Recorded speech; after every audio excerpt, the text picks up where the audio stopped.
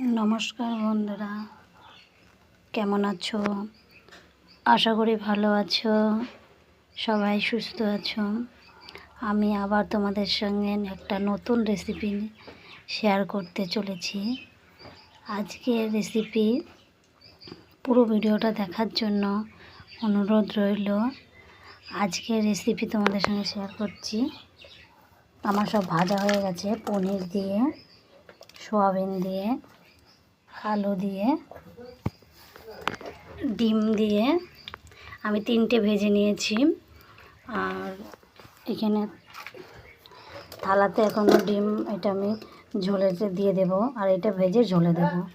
কারণ সিদ্ধ ডিম কেউ খায়, আবার ঝোলে ভেজে ঝোল করতে বলে, মানে এক একজনের এক এক রকম।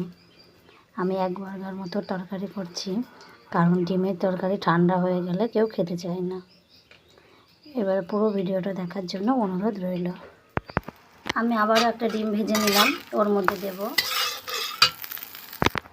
আমার ওই তেলের মধ্যে আমি এখন অ্যাড করব, এই যে আমার মশলাটা পেস্ট করে রাখা হয়ে গেছে। আমি এর মধ্যে আদা, রসুন, পেঁয়াজ, ঝাল, কাঁচা ঝাল কটা দিয়ে পেস্ট করে বানিয়ে রেখেছি। এর মধ্যে আমি একে একে দিয়ে দেব। প্রথমে দিয়ে দিচ্ছি লবঙ্গ, দারচিনি, এলাচ, ছোটো এলাচ সব দিয়ে দিলাম। তেজপাতা 2টো,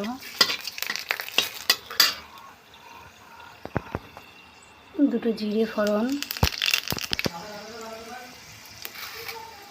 আর দেব সামান্য পেঁয়াজ কুচি।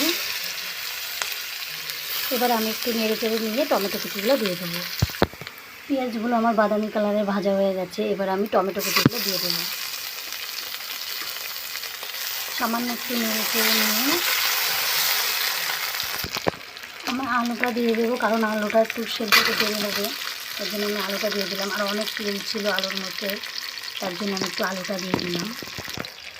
এবার আমি আদা রসুন যেটা পেস্ট করে রেখেছি ওটা দিয়ে দেবো। দিয়ে আমি কিছুক্ষণ নাড়াচাড়া করে নিয়ে যতক্ষণ না মশলা থেকে তেল ছাড়ছে ততক্ষণ। ওই মশলার ভেতরে আমি একটু কাশ্মীরি লঙ্কার গুঁড়ো দিয়েছি, তোমাদেরকে দেখাতে পারিনি। আর একটু টক দই দিয়ে দেবো। এবার আমি কিছুক্ষণ নাড়াচাড়া করে নেব। আমি ওর মধ্যে সোয়াবিন, পনির সব অ্যাড করে দেবো। কিছুটা নেড়ে চেড়ে জল দিয়ে দেবো।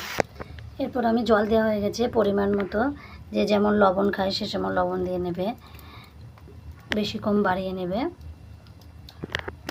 আমি এর ভেতরে ডিমটা অ্যাড করে দিয়েছি। এবার আমি কিছুক্ষণ ফুটিয়ে তোমাদের নামিয়ে দেখাচ্ছি। তোমাদেরকে নামিয়ে দেখাচ্ছি। আমি পুরোটাও দেখাতে পারলাম না, তাই এমন করে রাঁধবে। রুটি, ভাত, মাংস, ভাত সবার সঙ্গে খেতে পারবে, পরোটা। আমার ভিডিওটা ভালো লাগলে একটা লাইক, কমেন্ট, শেয়ার করবে। আমি তোমাদের লাইক, কমেন্ট করার অপেক্ষায় থাকবো। পুরো ভিডিওটা দেখার জন্য থ্যাংক ইউ। আমি শেষ করছি পুরো ভিডিওটা। ভালো থাকবেন, সুস্থ থাকবেন। আবার ফিরে আসবো অন্য কোনো রেসিপি নিয়ে তোমাদের সাথে।